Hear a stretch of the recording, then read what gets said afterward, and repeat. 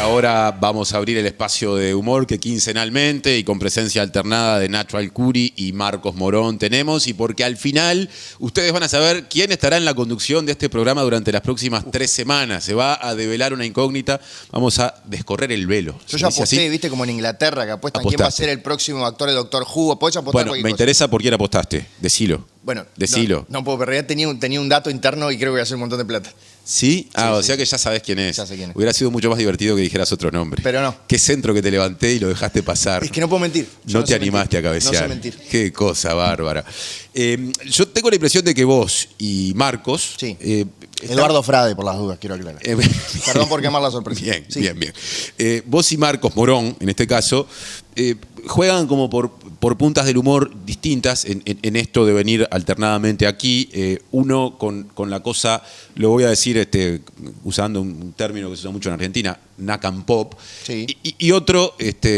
pop sin el nacional antes, y es tu caso porque mientras él ha mirado acá para hablar de Julio César Castro, de Guambia, vos miraste a Reino Unido la última vez que viniste para hablar del gran Benny Hill y también de Jackie Wright, aquel actor calvo al que Benny Hill le tocaba la cabeza o le pegaba en la cabeza, y hoy vas a hablar de un clásico del humor televisivo estadounidense que perdura, que va, que sigue. Sí, en ese sentido tenemos a Morón y yo el yankee sería Moron, que es como el tonto que viene a hablar de cosas que pasaron en inglés.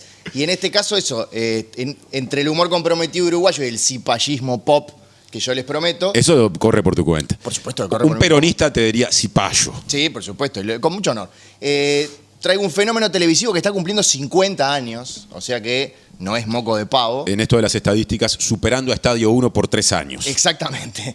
Que pasó por un montón de etapas, que sigue siendo un semillero de estrellas y que es Saturday Night Live, lo hago con mi acento de Detroit, que es donde me crié. Bien. Que tiene un origen secreto muy simpático este programa. La cadena NBC, que era uno de los canales de aire, por decir, más allá que en Estados Unidos tiene otra configuración, pasaba los sábados de noche repeticiones del Tonight Show conducido por Johnny Carson. O sea, de otro programa. Sí, que es un late night show de estos con invitados, momentos graciosos, que ahora se ven un poco más, sobre todo porque las redes nos traen mucho fragmento. Jimmy Fallon, que le tocaba el pelito a Donald Trump, esos programas que siempre quieren copiar en el Río de la Plata y sin mucha adaptación, o en realidad sin muchos invitados interesantes. Se me ocurren algunos ejemplos que hubo, sí, en Argentina, por ejemplo. No, y acá también. ¿Acá también? Sí, después los conversamos fuera del aire. Pero bueno, este era el late night más popular de toda la historia. Johnny Carson era lo más grande que hay. En El Resplandor, cuando Jack Nicholson rompe la puerta y dice, "Here's Johnny", era la introducción que tenía Johnny Carson. O sea, era un fenómeno pop absoluto que lo agarraron en una película de Kubrick. O sea, escena célebre, por otra parte. Célebre, absolutamente. Entonces, Johnny Carson, que tenía muchísimo poder, porque era Tinelli en su mejor momento de popularidad al cubo, dice, muchachos, no quiero que pasen mis repeticiones los fines de semana, así yo las puedo pasar entre semana y tomarme algún día libre cada tanto. El tipo tenía toda esa plata y no tenía cuándo gastarla. Entonces había que buscar algo para llenar el espacio del fin de semana y en particular en este caso el espacio de los sábados. Y por ahí aparece la idea de hacer un programa de sketches en vivo, filmados además en el estudio de NBC en Nueva York, que es el famoso edificio de Rockefeller Plaza, que además es donde se ambienta una de las mejores sitcom de todos los tiempos, que es 30 Rock.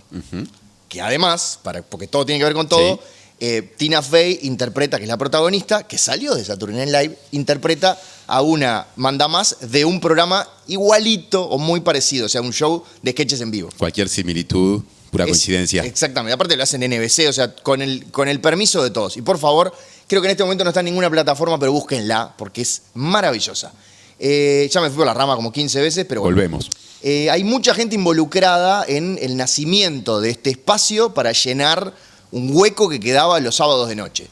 El padre de la criatura, el doctor Frankenstein, del monstruo que luego todos conocerán como Frankenstein, pero que es el monstruo, es Lorne Michaels. Es un tipo que tenía 30 años en ese momento, que con ayuda de otros, y por supuesto la historia es mucho más compleja, pero se le ocurre presentar un producto contracultural. Y creo que eso es, en los primeros momentos, en los primeros años, casi que en el primer año sobre todo, porque viste que el establishment rápidamente te absorbe y te saca lo contra siempre. Claro. Te va limando las impurezas. Eras punk hasta que te escucharon más de 10 personas y dejaste de ser punk. Pero por lo que decís de arranque no se parecía a nada, era muy disruptivo. Era disruptivo, pero No tanto capaz por el formato, porque en Estados Unidos ya existían los variety shows, los shows de variedades, que tenían sketches, que tenían cantantes, que a veces los conducían Sonny, Bono y Cher, que tenía esos, era una cosa como más, era hippie, pero hippie del establishment, ¿viste? Con muchas flores, claro, con muchos bailarines.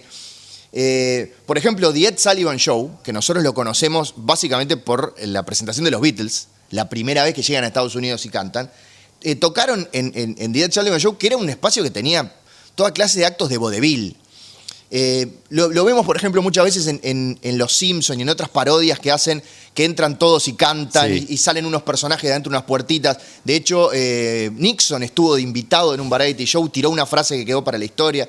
Pero bueno, era eso, pero era mucho más, no sé si llamarlo familiar, blanco, ¿no? Tampoco es que esto fuera, apareciera gente desnuda, pero van a esa cosa distinta, sobre todo con gente joven, con gente nueva, que sale de grupos de comedia. Históricamente se nutrieron muchísimo de los grupos de improvisación.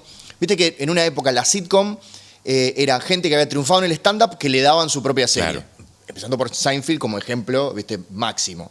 En este caso iban a buscar por ejemplo, a Second City, que después tuvo su programa de televisión, y también a la National Lampoon, que es mucho más interesante, pero es muy de nicho, que es un grupo que salió de Harvard, que arrancó con una revista que fue maravillosa y que te bajás los números de manera muy fácil.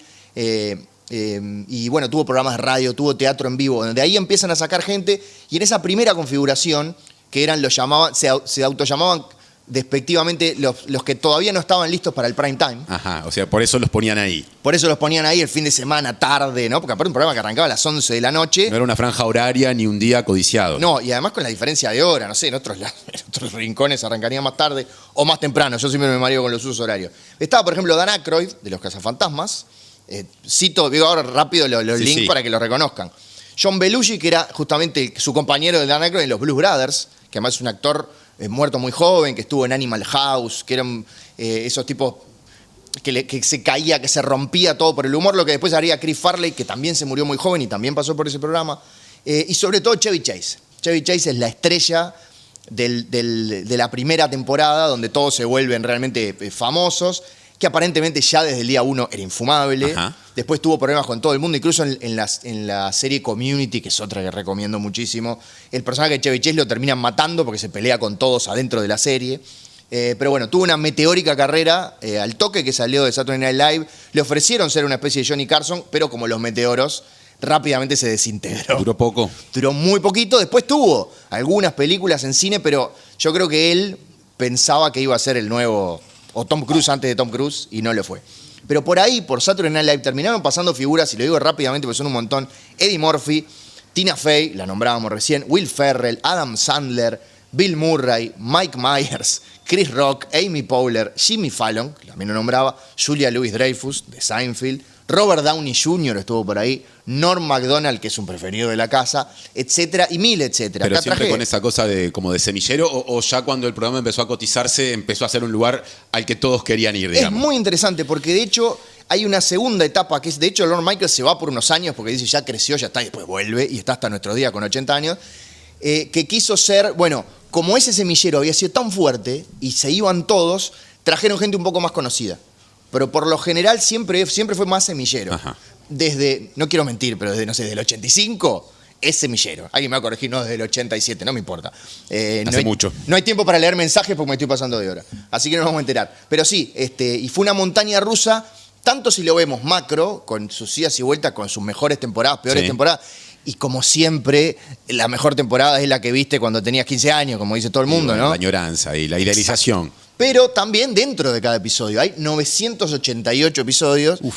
Y al ser una antología de sketches, presentaciones musicales, también es desparejo. Es muy difícil que un episodio completo sea, wow, me divertí. Me imagino que el 1000, del que estamos muy cerca, se va a venir recargado. Seguramente sí, y de hecho ya todo este año arrancaron los festejos por el cincuentenario y pasaron un montón de figuras, muchas más creo que las que habían pasado en los 40 años, que había algunos que decían no, ni me acerco, y ahora con tal de salir en televisión, todos. Pero bueno, los uruguayos, especialmente los montevideanos, a mí me gusta siempre hablar un poco, no de mí, sino de lo que represento, que es un montón de gente horrible, tuvimos contacto en su gran mayoría con la serie, cuando ocurrió el hecho más celebrado por las masas uruguayas que incluso que el cuarto puesto en Sudáfrica. ¿Tanto? Yo vi gente en 18 de julio con pancartas, que es cuando el canal Sony dejó de ser premium. Estás muy cipayo. No, pero te juro que fue así, ¿eh? Vos sos muy joven. Bueno, 41. Yo 45. Sos muy joven. 4 de diferencia, ¿te parece? Fue un hecho, entre los que mirábamos televisión por cable, sabíamos que había un canal que se pagaba extra, que no lo íbamos a pagar porque ni siquiera pagábamos el cable, vivíamos de nuestros padres. Del alfiler, aquello. Exacto. Que tenía todas las mejores sitcoms y otras cosas. Bueno, en un momento deja de ser premium, lo ponen para todo y realmente salimos 18.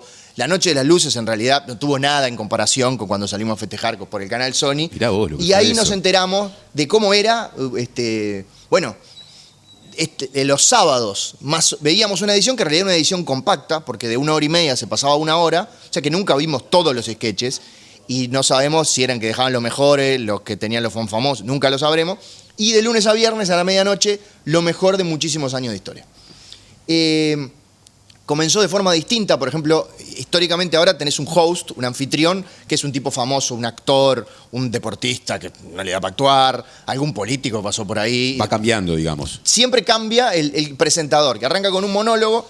Los primeros años el presentador podía ser incluso uno de ellos, pero se estableció también hace, no quiero mentir, 38 años, por decir un número cualquiera. Claro, puede ser. Puede ser perfectamente. Que invitan a alguien que arranca con un monólogo inicial, que por supuesto se lo escriben, salvo que sea un gran comediante, y de ahí da paso a un montón de sketches, en algunos participa y otros no, te das cuenta cuando son más actores y cuando no, incluso los grandes actores, eso de leer los cartones en vivo y tener que no tentarse, es muy difícil, e intercalan también con algún sketch grabado, que puede ser porque lo precisaba por postproducción o porque son unas historias medio delirantes, y ahí arrancó, por ejemplo, Andy Samberg, que no lo nombré, con su Lonely Island, que empezaron a hacer como unos sketches y terminaron triunfando. Hubo gente que es también semillero de grupitos de comediantes, claro. Lo cual es una cosa muy rara. Bueno, un par de actuaciones musicales y el cierre, el anfitrión rodeado de todos, saludando hasta el otro. Dicho por un montón de gente que trabajó en el programa, las condiciones son horribles, leoninas. La competencia para que tu sketch entre o para vos poder actuar es terrible. Los tipos duermen ahí, han circulado toda clase de drogas, más o menos, en los distintos años. Lo esperábamos. Lo esperábamos. Y lo que mucha gente se deprimía muchísimo, gente que dormía ahí en su oficina, en fin. Yo lo que le vengo a recomendar para el cierre es literatura y cinematografía recomendada. Bien. Primero en HBO Max, que ahora se llama de nuevo HBO Max. Volvió. Está la película Saturday Night, La noche que cambió la comedia, que es una ficción que dramatiza prácticamente en tiempo real la hora y media previa a que se estrenara el primer episodio. Obviamente que está todo manipulado para que te enteres de que Chevy Chase era horrible, todo eso. Entonces, está muy interesante la película. Y después, en Universal Más, tenés la temporada actual, no hay temporadas anteriores, y tenés sketches selectos de lo mejor de Tina Fey, lo que fuera, y todos los especiales de los 50 años. Eso en cuanto al audiovisual. Después en libros, lamentablemente en inglés, pero bueno, es lo que les puedo ofrecer, hay uno que se llama Gasping for Airtime, de Jay Moore, que es otro actor que pasó por ahí, y guionista, que creo que estuvo 1 o 2 años, sufrió como loco y lo cuenta de la manera más descarnada posible, lo mal que pasó, la vez que tuvo que robar un sketch, en fin. Y por último, el gran libro que es Live from New York, que es una historia oral, o sea, la típica que concatena declaraciones de Lord Michael, de todos los que pasaron por ahí. Testimonios, digamos. Sí, es muy interesante de todos modos, es clásica, pero hay tanto para aprender ahí que es un libro muy recomendable que cada tanto lo actualizan. Eso por mi parte acerca de Saturday Night Live.